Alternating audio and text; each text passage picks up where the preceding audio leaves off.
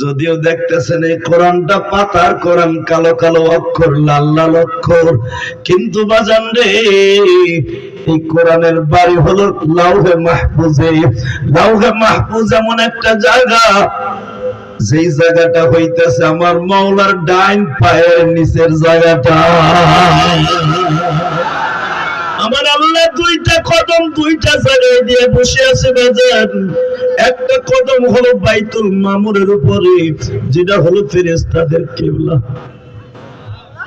এই সুবহানাল্লাহ জোরে কর।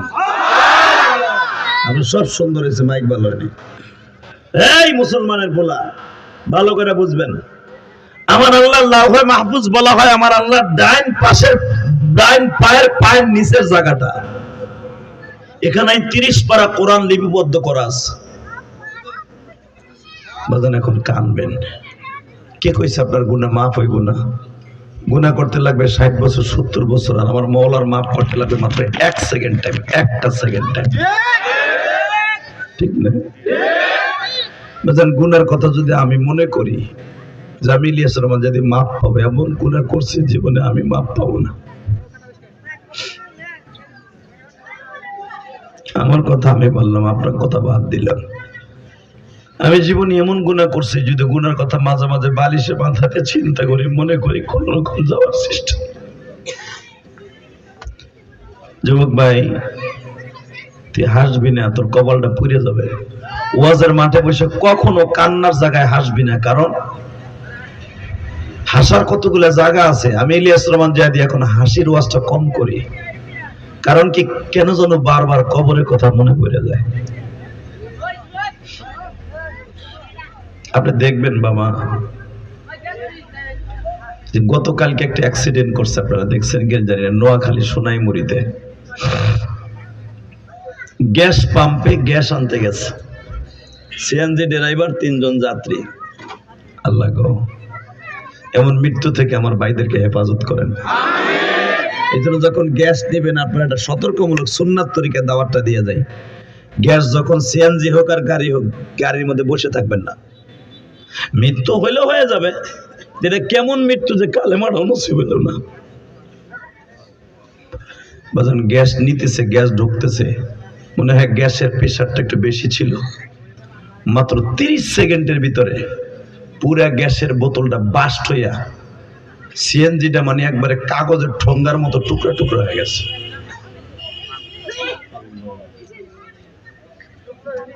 এখানে শেষ। এই কোন কথা বলে একটা যুবক ভাই, যা তো, এগুলো মাহফিল নষ্ট করার জন্য আসছে।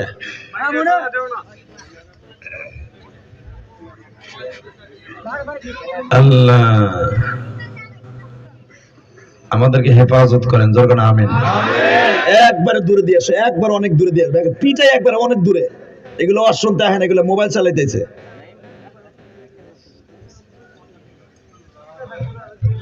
বাজানরে আমি আরো সুন্দর করে বলে দিয়ে যাই। মাঝে মাঝে আমি বলি, আমি আমার ওয়াজের মধ্যে মাঝে মাঝে কথাটা আমার মনে পড়ে যায়। 7 বছরের মেয়ে তার বাবারে বলছে, বাবা গো আমার জন্য তুমি খিচুড়ি নিয়ে আইসো। লিটন ভাইয়ের কলিজার টুকরা একমাত্র সন্তান মাদ্রাসায় পড়ে, যদি টেলিফোন করে বলে আব্বু দোকান থেকে তুমি আমার জন্য খিচুড়ি পাঠাও, হয় না এরকম? বাবাই যাত্রা বাড়িতে ব্যবসা করত, দোকানের কর্মচারীটা নাই দোকানে। মেয়ে বলছে আর দেরি করে নাই, মোটর সাইকেলটা হাঁকাইয়া খিচুড়ি নিজে কিনছে। খিচুড়ির প্যাকেটটাকে হাতের মধ্যে নিয়ে মোটর সাইকেলে পিকআপ দিয়ে মোটর সাইকেলটা ছেড়েছে। রাস্তা ক্রসিং করতে যে বাসার মধ্যে ঢুকবে, পিছনের থেকে একটা টলি গাড়িতে এমন জোরে ধাক্কা দিছে বাবা, পিছনের চাকার নিচে পড়ি একবারে মাথার মগজ এক জায়গায়, বডি আর এক জায়গায়। খিচুড়ির প্যাকেটটা এখনো ঠিক আছে গো। আল্লাহর বান্দা পরপারে চলিয়ে গেল। আমি ইলিয়াসুর রহমান জিহাদি জানতাম ওই লোকটা আমার অনেক ভক্ত। জানাজায় গেলাম বাবা, যায় দেখি কাফনের কাপড়টা যখন পরিধান করে বাড়ির সামনে ফেলায় রাখছে। লক্ষ লক্ষ টাকার মালিক এই ছেলেটা, মাত্র 7 বছরের মেয়েটা যখনই কাফনের কাপড়টা এইভাবে পরিধান করাইয়া বাড়ির সামনে রেখে দিছে মসজিদের খান পাশে পালকিতে, ছোট্ট 7 বছরের মেয়েটা বাবার এই লাশের কাপড়ের কাছে যাইয়া ডাকে আর বলে, আব্বু তুমি আমার জন্য খিচুড়ি আনবা না?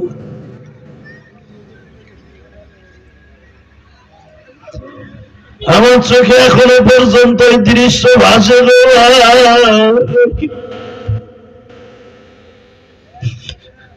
7 বছরের মেয়েটা বাবার লাশের পাশে যাইয়া বারবার বলে, আব্বু তুমি আমার জন্য খিচুড়ি আনবে না?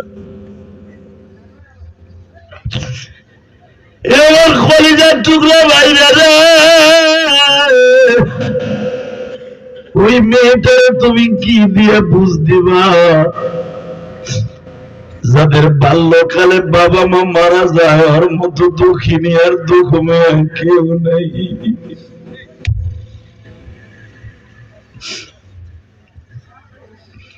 এই যে মাহফিলে তোমাদের যারা আয়োজন করছে লিটন ভাই, আমি শুনলাম তার জনম দুঃখিনী বাবা নাই, মা আছে। আজকে তার বাবার রুহের মাগফিরাতের জন্য ওয়াজের আয়োজন।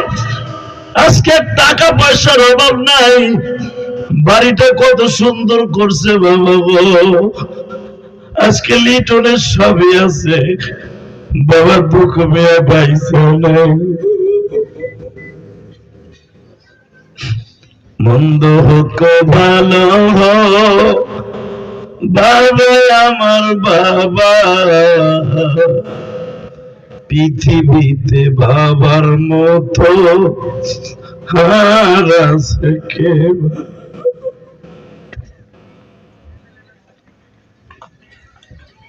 আল্লাহ, এই শাবান মাসে যারা কাঁদবে, তুমি না কইছো শাবান মানে পরিষ্কার করার পাত্র,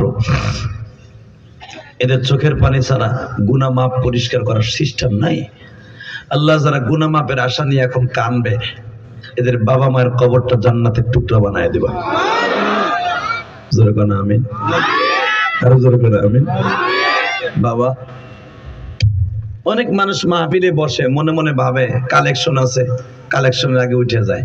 আপনাকে কোনো কালেকশনও নাই, সারেনা পয়সা দিতেও হবে না, পরান বইরে খালি আজকে ওয়াজ শুনবেন ইনশাআল্লাহ। বলেন আল্লাহু আকবার, জোরে বলতে পারেন? শুধু আমি আপনাদের 2টা পাও ধরে যাব, যারা লিটন ভাইয়ের মতো বাবা নাই তাদের জন্য আজকে সারপ্রাইজ। এই যে আজকে মাহফিলের সভাপতি, আর বাবা একজন মুক্তিযোদ্ধা, মুক্তিযোদ্ধার সন্তান, আলেম, ওরও বাবা নাই। তুমি আলেম হওয়ার, হাজি হওয়ার, গাজী হওয়ার, জাহেল হোক, পৃথিবীতে বাবার মতো ওর বাবা আছে? কে জানে বললো আব্বা নাই? এই তো আমি শুধু বলতে চাই, এই পৃথিবীতে যাদের বাবা নাই ও বুঝবে বাবা কি জিনিস। কথা ঠিক না ঠিক? আপনাকে টাঙ্গাইলে আমার একজন আল্লাহর বান্দি, কেমনে নাম্বার পাইছে আমি জানি না, আমার সে কালকার থেকে আমারে বারবার ফোন দিতে সাহস পায় না, আমার পিএস এর কাছে মেসেজ দিচ্ছে, হুজুর একটু বলবেন আমারও বাবা নাই, আমার মা ব্রেন স্ট্রোক করে ঘরে পড়ে রয়েছে। আমি যখন এখান দিয়ে আসতেছি, ওই যে সামনে ছেলেটা বসা, ও আমার হাত ধরে বারবার কান্না মাখার সুর দিয়ে বলে, হুজুর আমারও মা নাই। এই পৃথিবীতে যার মা নাই ওর মতো দুঃখী আর কেউ নেই। ঠিক না বেটি? জোরে কোন, আরো জোরে, আরো জোরে। টাকা পয়সা সব পাবা। এই মাহফিল এখানে আসার পরে মাহফিল কমিটির এই লিটন ভাইয়ের আশেপাশে যত বন্ধু বান্ধব সবাই বলছে মা বাবার ওয়াজ করতে। মা বাবার ওয়াজ আমি করতে চাই না, কেন জানেন? একমাত্র করতে চাই না, আমি মার ওয়াজ করতে গেলেই পরের দিন আর আমি ওয়াজ করতে পারি না, কারণ মার ওয়াজ করতে গেলেই তো আমার কলিজাটা লাউ গাছের মতো ফুলে ওঠে। কারণ এই পৃথিবীতে যার মা নাই ওর মতো দুঃখী আর কেউ নাই। তা আমি তো 12 বছর বয়সে মা হারাইছে, তা মায়ের ওয়াজ আমি কি করবো কর? আর আমি যেখানে যাই খালি মা বাবার ওয়াজ করতে গাই। আর মা বাবার ওয়াজ করবো না কেন? বর্তমানে যুবকগুলা একমাত্র জাহান্নামের রাস্তা হয়ে যাইতেছে মা বাপের কষ্ট দেওয়ার কারণে। কথা কন না কেন? দইরাই মায়ের বিয়ে করার পরে হাউরের মারিটা ঘরে আসার সাথে সাথে বউ ঘরে আনার লাগে লাগে মারে আলাদা করে। কথা ঠিক বলছি না বেঠিক বলছি? আমি আপনাদের এই টাঙ্গাইলের কথা বলি না, আমি আমার কেরানীগঞ্জের কথা কই। এই মুসলমানের পোলা এই কোরআন হাতে নিয়ে বলে গেলাম, তুমি রোজা বলো, নামাজ বলো, হজ বলো, জাকাত বলো, যাই কিছু বলো, মা বাপ যদি তোমার দোয়া না করে, কসম আল্লাহর, তারা যদি তোমার মাফ না করে, তোমার কোনো আমল আসমানে যাবে না। কথা বলে না কেন? আজকে অধিকাংশ যুবক পরীক্ষা ফেল করে, ফেলের পিছনে দেখবি একমাত্র মায়ের বরদোয়া। যেই সন্তানের ব্রেন কম, 100% ভাবে যে সে মায়ের খেদমত করত, এই ছেলেটা কোনোদিন ফেল করে না। যে ফেল না করে, ও দুনিয়াও ফেল করবে না, আখিরাতও ফেল করবে না। ইনশাআল্লাহ বলেন, আল্লাহু আকবার জোরে বলেন তো। কষ্ট হবে? হ্যাঁ। তাহলে এই পবিত্র মাসে, শাবান মাসে, আমি চাই আপনারা সবাই শাবান মাসে কলবটারে ধুইয়া মুইসা পরিষ্কার করিয়া রমজানের জন্য প্রস্তুতি নেবেন। রাজি আছেন না নাই? আল্লাহ কবুল করেন, জোরে বলেন আমিন। আমরা তো বাজারে চা আইনা খেলে ধুইয়া দিলানি, কে আনছে চা? জানো যে আমার গলা ব্যথা, আমার ভাই আগেই কইছে বাবা গলা এত পরিমাণ ব্যথা, বিশ্বাস করেন ঢোক গেলতে পারি না, পাওয়ারফুল ওষুধ খাইতেছি, শরীর শক্তিও হয় না, 45 টাকা করে এক একটা ক্যাপসুল খাইতেছি, তারপরে গলা ঠিক হইতেছে না, তারপরে ওয়াজ তো আর মিস করে পারি না। পারি? যদি আজকে ওয়াজ মিস করতাম, লিটন ভাই তো হ্যাঁ এই আসাদুজ্জামান রে কইতো, বেড়া আমার জীবনে প্রথম ওয়াজ দিলে এটা শেষ করে, ঠিক না ভাই? ঠিক। আল্লাহ আপনি আমার মাফ করে দেন, জোর করে আমিন। আরো জোর করে আমিন। শুধু আমার সাথে একটা কথার উত্তর দিবেন, এই পৃথিবীতে থাকতে পারবো না, থাকার সিস্টেম নাই। পারবো? পারবো? পারবেন আপনি থাকতে? আরে আমার নবী যে থাকার, সেই তো থাকতে পারে নাই। কথা কন না কে? আপনাদের জানা আছে মুসা আলাইহিস সালাতু ওয়াস সালাম, তার ওনার ইন্তেকালের আগে আজরাইল আইছে তারে সালাম দিয়ে, আসসালামু আলাইকা ইয়া মুসা কালিমুল্লাহ। তো প্রথম মুসা আলাইহিস সালাম যখন আজরাইল তার কাছে আসে, প্রথম সালাম দেয় নাই। প্রথম সালাম না দিয়া দাম করে এসে কইতেছে, হে মুসা ভালো আছেন? কে আলাইকা ইয়া মুসা, ওয়ালাইকুম আসসালাম। সালাম দেয় নাই। মুসা আলাইহিস সালাম আমতাদিকা, নবীদের কাজ তো খালি ওয়ালাইকুম আসসালাম বলা। কথা ঠিক না ঠিক? যখন বলছে ওয়ালাইকুম আসসালাম, আজরাইল বলতেছে আমি তো আপনার সালাম দেই নাই, তবে একটা কথা কই, কি আপনার মরার টাইম হয়ে গেছে, হইয়া পড়েন। মুসা আলাইহিস সালামকে আমার মরার টাইম হয়ে গেছে গা? কয় হ। কয় এদিকে আইন। কাছের দায়িত্বে নিয়ে এমন থাবুর দিছে, চোখ খুলে ঝুলে গেছে গা। সুবহানাল্লাহ বাইতে যে কইেন সুবহানাল্লাহ, যে যত জোরে কবেন একটা লাভ হইব। জান্নাতের ভিতরে আপনার নাম, আপনার বাবার নাম সহ একটা সুবহানাল্লাহ গাছ আল্লাহ নিজে লাগাই দিবেন। যখন বলছে আপনি হইয়া পড়েন, আপনার হায়াতে জিন্দেগি শেষ, মুসা কয় এদিকে আয়। কাছে নিয়ে এমন থাবুর দিছে, চোখ খুলে পড়ে গেছে গা। মুসা পয়গম্বর ডাক দিয়ে কয়, কেমন লাগে আমার? সবটারে যাইতে ধরে আল্লাহর কাছে গেছে, আল্লাহ আমি জীবনভর মানুষের থাবড়ায় জান আনি, আর হে আমারই জান বাইর করে দিছি। এটা আমার বাপের বানানো কথা না, ডাইরেক্ট হাদিসের কথা। যখন মারহাবা, আজরাইল এলো মানুষের সাইজ করে কেলায়, ঠিক না বেটা? আজরাইল কেলায় দিছে, সে হে কয় নাম্বার আজরাইল। এখন আল্লাহ কইব আজরাইলে তাড়াতাড়ি আই বিশেষজ্ঞ, অর্থাৎ চক্ষু হাসপাতালে ভর্তি হওয়ার, চোখের ট্রিটমেন্ট করা লাগবে না? হ্যাঁ, কে হসপিটালে যাওয়া লাগবে না? আল্লাহ বলতেছে এদিকে আজরাইল আপনাকে একটা জাতা দিছে, জাতা দেয়া লাগে না। আল্লাহ আল্লাহ কইছে ভালো হয়ে যা, ভালো হয়ে গেছে। ভালো হইবার পরে বলে, ঘটনা কি তোরে থাবুর দিছে কে? আমি যে কইছি আপনি হইয়া পড়েন, সময় শেষ।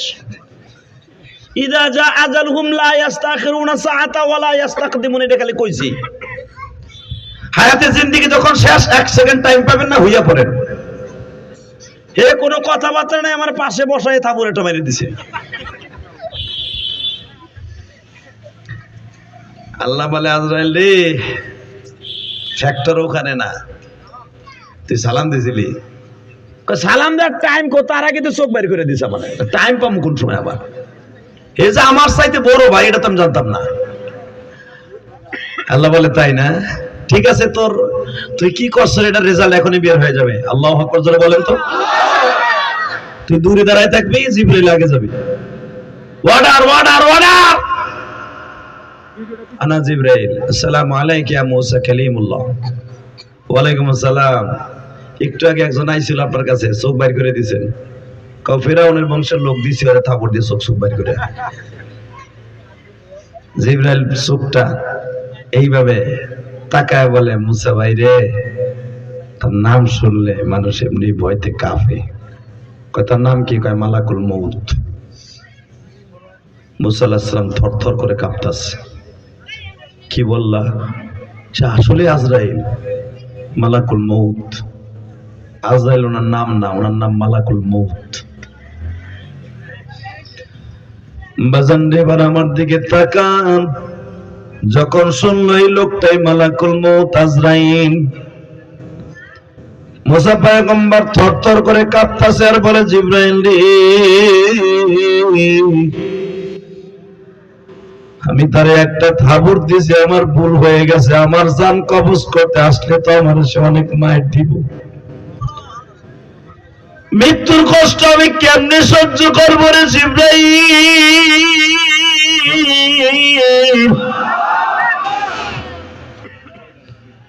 তুমি একটু আজরাইল রে বুঝাইয়া কইও, সে যেন আমার প্রতিশোধ না নেয়। জিবরাইল বলে, যা হবার হয়ে গেছে, কিন্তু শর্ত একটা কথা, সত্য কথা বলেন, আপনি কত হাজার বছর বাইচা থাকতে চান? সঙ্গে সঙ্গে বলতেছে, আমি কত হাজার বছর বাইচা থাকবো, আমি বাঁচলে কতদিন বাঁচতে পারবো? বলে, আপনার মাথার উপরে যতগুলা পশম আছে, এই পশম পরিমাণ আমি হাত দিব, যতগুলা পশম আপনার মাথার মধ্যে পড়বে তত বছর আপনি বেঁচে থাকবেন। জিবরাইলের কথা শুনে মুসা পয়গম্বর বলে, এরপরে কি আমার মৃত্যু হবে না? কয়, হ্যাঁ, যদি মৃত্যু হয় গো, আমি একটা সেকেন্ড আর বাঁচতে চাই না, আল্লাহর ডাকে চলে যাইতে চাই।